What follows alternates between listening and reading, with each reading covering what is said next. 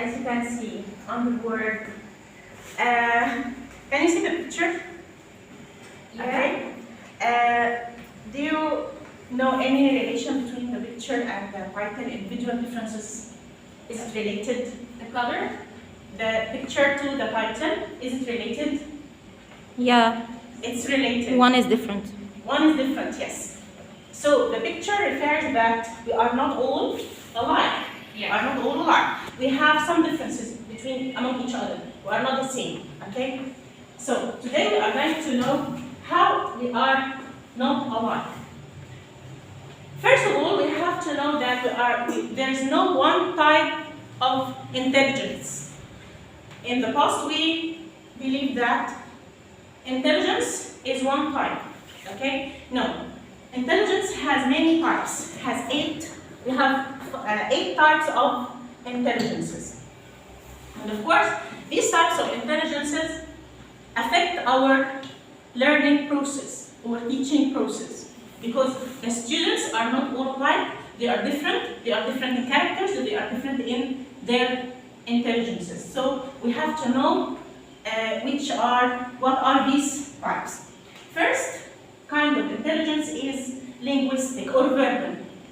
Linguistic or verbal. Some students are clever in spoken language, and those students are the students who are fast to learn language. Sensitivity to spoken and written language, or the ability to learn languages. Those are the verbal or linguistic intelligence. Second type of intelligence is logical or mathematical. Those students who are clever at math, clever at counting, subtracting, numbers, okay? And they will be able to memorize numbers very quickly. Capacity to analyze problems, logically carry out mathematical operations. Another type is visual or spatial. Visual or spatial, okay? Spatial means related to space. Those students who are affected or learn by their sight, they memorize by video, monitoring or taking pictures of what they are learning. Able to recognize and use the patterns of wide space and more confined areas. Another one is musical. Those are clever, who are clever with music and performance, playing music and musical instruments. Another one is bodily, kinesthetic.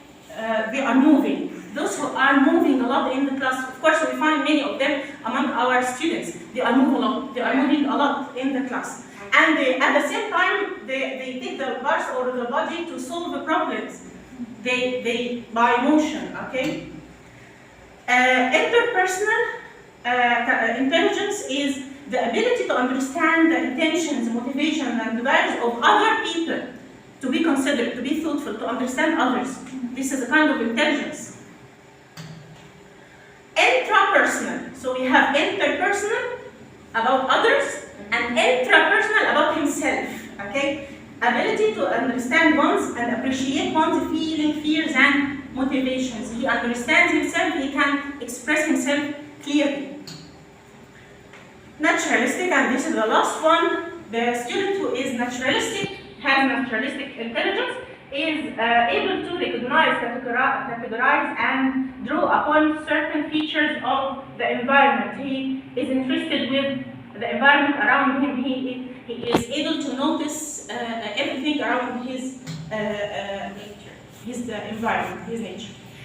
Of course, we know most students have a strength in one or two of those areas. Of course, you will not find all the students have these all kinds of intelligences. One of them or two at most. Okay? Now, we know that not all students are taught in the same way. They are different, as they are different in their intelligences. They are different in the way we teach them. Okay, so we don't teach them on the same way. Students learn in a number of different ways. For example, visual learners learn most effectively from visual information. They want to see videos, okay, in front of them, like videos. While auditory learners, auditory means listen. They listen. They can. A student who is auditory learner can do anything and listens to you. He can listen to you while you are talking, but not looking at you. But he is following you very well. He will not concentrate if he looks at you. Okay? While auditory learners learn best from verbal or audio, so they can learn by songs. Okay? Presentations.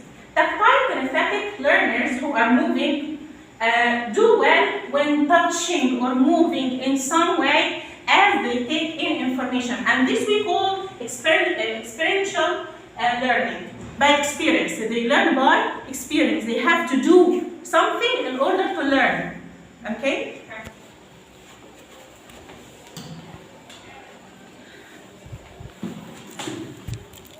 Now we are going to know how can we teach in a differentiated class. Sorry.